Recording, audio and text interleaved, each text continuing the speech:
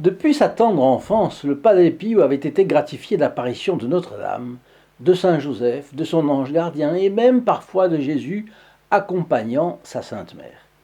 Il faut dire aussi que le diable avait eu l'autorisation de Dieu de le terroriser puisque n'ayant que 9 ou 10 ans, il se rendait à l'église de Pietrelcina et alors un chien comme enragé courait derrière lui pour le détourner de ses réflexions religieuses. Il se réfugiait à l'église et y trouvait le calme et le réconfort. Les choses se sont-elles arrêtées là? Ont-elles changé lorsque le Padre Pio est devenu prêtre?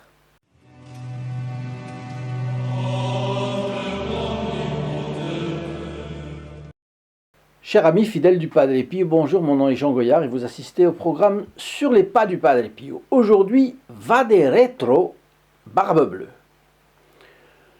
Un mot bref à celui qui découvre cette chaîne. Notre objectif est d'amener dans les foyers la présence consolatrice d'un grand moine catholique du XXe siècle, Saint Pio de Pietrelcina. Sa vie foisonne de miracles et de guérisons scientifiquement inexpliqués. Mais le plus important pour lui était d'arracher les âmes aux griffes du diable. Canonisé par Jean-Paul II en 2002, il continue avec encore plus de force depuis le ciel où il se trouve. Nous diffusons donc ici sa photo, gratuitement et franco de port. Si vous la désirez, pour vous ou un proche, il vous suffit de la demander ci-dessous, en cliquant sur le lien https://st-padre-pio.fr. Et si vous habitez au Canada, vous pouvez le faire par téléphone au 1 844 398 88 67. Vous le savez, c'est à l'âge de 23 ans, en 1910, que le Padre Pio a dit sa première messe. Il était déjà capucin, mais affligé d'un asthme si sévère qu'on le croyait tuberculeux. Et aussi ses supérieurs l'envoyèrent à Pietrelcina dans l'espoir d'un séjour dans un climat auquel il était habitué, puisque c'était sa ville natale, et puis dans sa famille. Et cela, on espérait, ferait du bien à sa santé.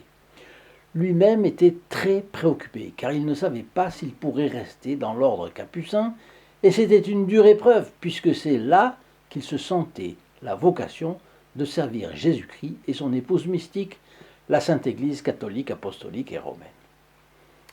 En avançant dans la lecture de Padre Pio, mon père spirituel, d'Emanuele Brunato, c'est un livre qui contient des choses intéressantes. Je l'ai commenté avant-hier avec vous et nous découvrons aujourd'hui que l'auteur de l'ouvrage avait été rencontré par le Padre Pio, en réalité, en 1919-1920, à San Giovanni Rotondo. Et comme il était sans un sous-vaillant, eh bien, il a été hébergé quelque temps à Pietrelcina, justement dans la chambre où avait logé le Padre Pio. Et il commente que malgré 3 ou 4 couches de chaux, les parois de la chambre du Padre Pio laissaient toujours paraître, 10 ans après, de nombreuses taches d'encre, laissées par les encriers que le démon avait lancés contre le bon capucin. Certains voisins ont gardé le souvenir apeuré de bruits de bagarre dans la chambre du Padre, et qui trouvaient leur sommeil, des bruits de barres de fer qui tapaient les unes contre les autres et contre le Padre Pio. C'est ainsi que le sommeil, la santé, les prières, les méditations, la vie de contemplation du Padre Pio étaient troublés par les démons qui le frappaient jusqu'au sang, de jour comme de nuit. Alors ces apparitions inspiraient une grande crainte au Padre Pio.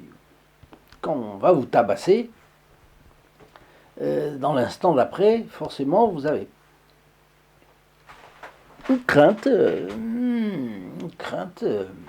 aiguë même. Longtemps après, on l'a entendu dire bien des fois qu'il ne méprisait pas les démons tant ceux-ci lui inspiraient de la peur. En d'autres occasions, il conseillait à ses fils et filles spirituels de mépriser le diable. C'est qu'il y a méprisé et méprisé. Il ne méprisait pas les démons dans le sens que l'affaire est sérieuse. Il en va du salut éternel de chacun et de tous ceux avec lesquels on peut faire de l'apostolat, c'est-à-dire au fond tous ceux que l'on cherche à élever vers Dieu. Et d'un autre côté, il les méprisait et conseillait que nous en fassions autant dans le sens que l'on ne doit pas donner au diable plus d'importance qu'il n'en a. Il n'est qu'un ange déchu, il est le tordu pour toujours, le vaincu, l'homicide, le menteur, il est humilié dans chaque sein qui a correspondu à la grâce reçue en vertu de la passion et de la mort de notre Seigneur Jésus-Christ. Lui qui était si intelligent n'a pas eu l'intelligence de considérer que son cri de révolte le placerait dans la plus totale infériorité par rapport à n'importe quel homme vertueux, et cela pour l'éternité. Alors, dans une lettre de 1917 au père Agostino à San Martin-Lanz, son confesseur, le Padre Pio écrivait ceci: Jésus, la douce petite Madone, mon ange gardien, me visite toujours, mais le Seigneur permet néanmoins à Barbe Bleue de me battre à mort. Quand finira ma pénitence en ce lieu? Et encore, l'ennemi commun ne cesse de m'apparaître sous ses formes horribles et de me battre d'une manière épouvantable. Mais vive l'immense amour de Jésus qui me récompense de tout. Et puis plus loin, Barbe Bleue et ses affidés n'arrêtent pas de me frapper. Mais Jésus et les autres nobles personnages, dans leurs fréquentes visites, me réconfortent. Vive Jésus! C'est un extrait d'un cahier de brouillon manuscrit du Padre Pio. Voyez. Alors, coup sur coup, le Padre Pio a mentionné Barbe Bleue.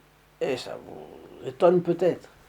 C'est une des dénominations sous lesquelles il désignait le diable pour mieux l'humilier. Il le qualifiait tour à tour de cosaque, crapule, ogre, malheureux apostat, malheureux dégoûtant, bête immonde, scélérat, Barbe Bleue et autres épithètes encore. Cette vidéo n'est pas encore terminée. Mais si vous l'avez aimée, dites-le moi et laissez-moi vos commentaires. Veuillez partager ces vidéos à vos amis et sur les réseaux sociaux. Vous avez dans les mains le moyen le plus efficace pour faire connaître la vie de notre bon capucin. Pardon. Et quand vous partagez une vidéo, vous entrez dans les intentions de la messe du vendredi à midi et les personnes qui la reçoivent sont pareillement incluses, comme vous, dans les bénéfices de cette messe. Vous êtes ainsi un trait d'union entre les âmes et le Padre Pio. Enfin, n'hésitez pas à venir me rendre visite sous le lien https://st-padre-pio.fr, rappelé ici en bas dans la description. Vous y connaîtrez le groupe des protégés du Padre Pio. Pardon. Le Padre Pio invectivait donc Barbe Bleue. Mais c'était par analogie. Il disait qu'il ne fallait pas avoir peur du diable. C'est le diable qui a peur de l'âme en état de grâce. Mais à quoi nous renvoie cette épithète de Barbe Bleue? Eh bien, au compagnon de Sainte Jeanne d'Arc, Gilles de Rais. On peut tirer de cela quelque chose de piquant pour notre gouverne. C'est pour ça que je vous le raconte. C'était un puissant membre de la grande famille des Montmorency-Laval. Et on était au début du XVe siècle. Oui. Les Montmorency-Laval, et lui possédait de nombreux fiefs en Bretagne, comme dans les régions limitrophes, l'Anjou, le Poitou, le Maine et l'Angoumois. Violent dès sa jeunesse, il n'hésitait pas à combattre voisins et membres de sa famille. Quand l'épopée de Sainte Jeanne d'Arc commence, il la voit d'abord comme une rêveuse, mais s'attache ensuite à elle et lui fait confiance. Il fait partie de sa garde la plus proche et l'accompagne jusqu'à Orléans. Il est de toutes les actions de la pucelle. Lorsque Charles VII est sacré à Reims en 1429, il est nommé maréchal de France pour sa valeur militaire. Il a 25 ans. Quand Jeanne est prisonnière à Compiègne, il avance ses soldats à proximité.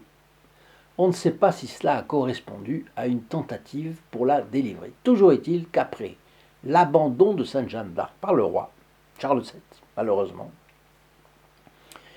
Puis le martyr de la Pucelle, eh bien, il se désengage de la guerre aux côtés de Charles VII et revient sur ses terres, en Bretagne, ou à la limite, en 1433. Bien qu'il reste fidèle au roi de France, sans s'allier avec ses ennemis, sa décadence est rapide.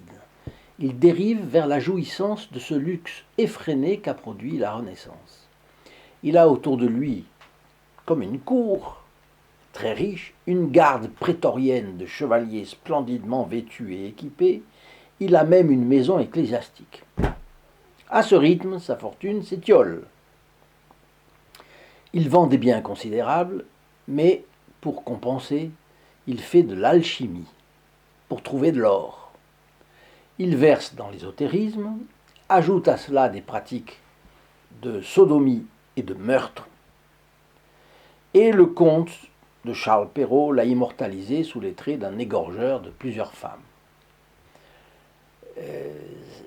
Et là, on voit que cette légende est arrivée jusqu'à l'Italie et au Padre Pio. Ces actes, qui suffisaient à le conduire à l'enfer, allaient aussi lui attirer une punition exemplaire en ce bas monde. Gilles de Rais a été condamné à mort pour apostasie, hérésie, magie, sorcellerie, et pour avoir évoqué des démons et puis tué des enfants des deux sexes. Ce qui surprend est ce qui va se passer à son procès. Il était craint de tous à cause de ses richesses, de ses relations, de ses châteaux, mais aussi de ses actes de rage incoercibles que tous lui connaissaient. Personne ne se risquerait à le provoquer. Il se présente à son procès, en grand apparat et escorté. Au moment de l'interroger, les juges qui siègent sous un crucifix, comme on faisait autrefois, un grand crucifix, lui présentent les Saintes Écritures et l'engagent à jurer de dire la vérité. Il devient blême et quitte les lieux, séance tenante. Il va revenir avec ses 200 chevaliers et son armée pour exterminer tout le monde. C'est bien ce qui arrive.